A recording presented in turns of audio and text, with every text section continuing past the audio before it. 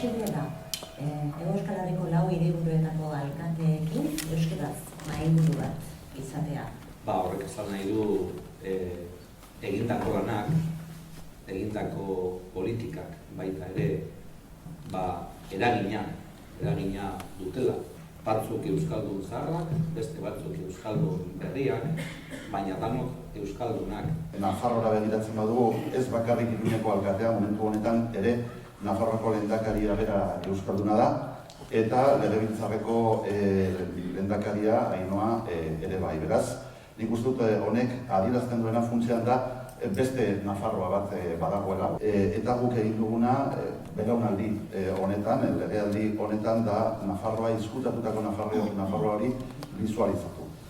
Alkateekin gauza bera gertatzen da, ez? Nik uste dut beste Euskal Herria bat badagoela, existitzen dena.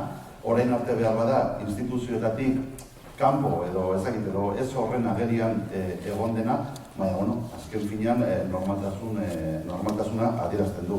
Nik esako nuke euskararekin gertatu dena berdintasunarekin ere gertatuko dela, ez?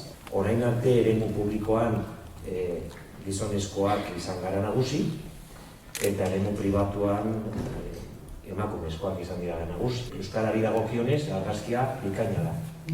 Denok euskaldunok garelako, baina berdintasunari dagokionez argazkia ez da batere ona. Hiriburuak Donostiaren kasuan adibidez, gehiegitan eta hiriburuak horretarako joera izaten du, begiratzen dio bere zilborrari egiten ditu planteamenduak berari komeni zaionaren arabera, eta uste eskada zabaldu egin behar dugu. Eta, segurazki, konpartitzen ikasi egin behar dugu, ez? Lurraldearekin, inguruarekin, eta gauzak amankomunean egiten ikustetor badaukagu da.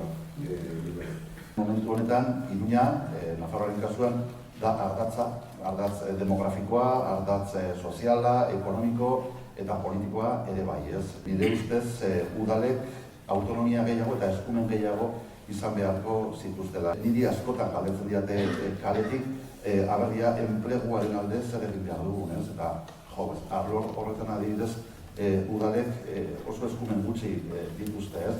Saskia Sasenek esaten du orain 21. mende honetan hiriak estatua baino boteretsuagoak izango garela. Beraz, egon gara protagonismo hori ondo kudeatzeko. Araban adibidez, biztanleriari dagokionez, 310.000 gara, eta horietatik 225.000 Gasteizen bizi gara, 80% ez baldin bada llegatzen, hortik ibiliko gara. Etorkizunari begira, zerbait antzeko egin beharko genukela hirien artean, ez? Eta bateragarritasun hori lortu beharko genukela hirien artean. Zerbitzuak ez bikoizteko, indarrak ez galtzeko, eta baliabide ez bakarrik ekonomikoa, baizik eta natur baliabideak, gizarte baliabideak eta ez zauntzeko. Hirietan, momentu honetan, izugarrizko hazkundea egon dela populazioaren aldetik. Hiriak izango dira protagonistak, etorkizuneko protagonistak. Bilbao, Bizkaia. Estrategia hori indartu behar dugu. Nik argi daukat, Bilbaorentzako ona dana, Bizkaiarentzako ona izan behar dela. Eta aldrebez, baita ere. Azkenean, herri txiki gara, herri oso txiki gara. Eta Euskal Hiri kontzeptu hori landu behar dugu. Hiri hauek osagarriak direla, forogatzen ari gara, jopetaren toki guztietan, ez? Zaila gaitezen behintzat, laudok, Euskal Herriko, ez dakite, rombo edo poliedro bat egiten, ez? Eta berrea denon artean loturak sortzen ditugu, ona baldin bada gainontzeko hiriarentzako, ona izango da guretzako ere bai. Eta ni partaidetzan sinesten du. Eta konturatu gara baita ere jendeak nahi duela parte hartzea. Eta batez ere gazteak. Espazioa berdina da, eta hau da gure denbora. Eta konpartitu behar dugu denbora eta espazioa, hiriak, hain zuzen ere. Orduan, koexistentzia hori sustatu dezakegu elkarbizitzan edo erasoan. Benetan, sinistu behar dugu, bizikidetza, elkarbizitza posible da. Hemen asuntua ez da integrazioa. Ze askotan entzuten dugu integrazioa beharrezkoa da. Integrazioa ez, elkarbizitza. Demostratu behar dugu kapaz gerala eskatzen dugun hori egiten.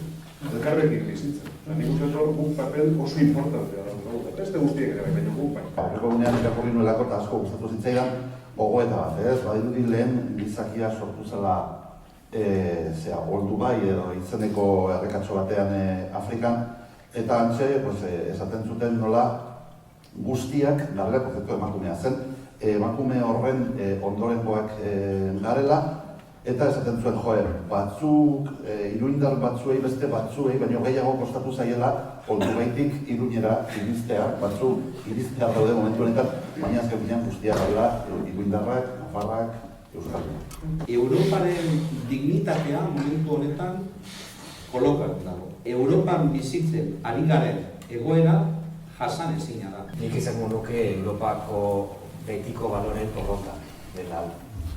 Hau ez da guk nahi dugun Europa, guk baldintzatuta gaude Europaren erabakietara, eta oraingo honetan Europa honek eman duen erantzuna guztiz lotsagarria da. Esan behar dut Iruña bai sartu zela hiri babesle horien sarean. Guk prestatu genituen hainbat udalak, dituen hainbat etxebizitza harrera emateko errefusiatuei, eta gero, eta hau esan egiten dut baitere autokritika batetik, ezin izan dugula gure laguntza nahi hori garatu.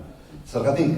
Batez ere eskumenak honetan ere kompetentziak beste instituzio beste erakunde batzuen eskuetan daudelako, ez? Orain momentu honetan, espero dut Iruñan, udal gobernua laukoitza egongo dela eztabaidatzen zer egiten dugu Europako banderarekin Iruñeko udaletxean. Nik, noski, nire bihotzean daramadan Europako bandera orain dela egun asko jaitsi dudala. Leku askotan edo etxe askotan erabiliko dira hizkuntz desberdinak, hizkuntz oso desberdinak. Baina guztion artean, zergatik ez, euskara zubiko hizkuntza izatea. Euskararen gaian ibili gera hasiera batean, ez dago alkate euskaldun daude da hemen, hori da adibide bat ere bai, ez? Mundu zabal honi guk euskara aportatzen diogu, eta hori da gurea, beste inorrak aportatu ezin dezakena, ez hobea ez txarragoa baino gurea, ez? Eta alde horretatik ere abertzalek izan da, denekok esan duena, ez gara izango hobeak eta txarrago ere, baina Europa mailan ere gure kultura eta euskal kultura ere jarriko dugu mai gainean, ez? Euskaldun egiten gaituena euskara dela, eta bizkarat hori urrats gehiago emanez, esan dezakegu mundutar egiten gaituena euskaldunak izatea dela, ez?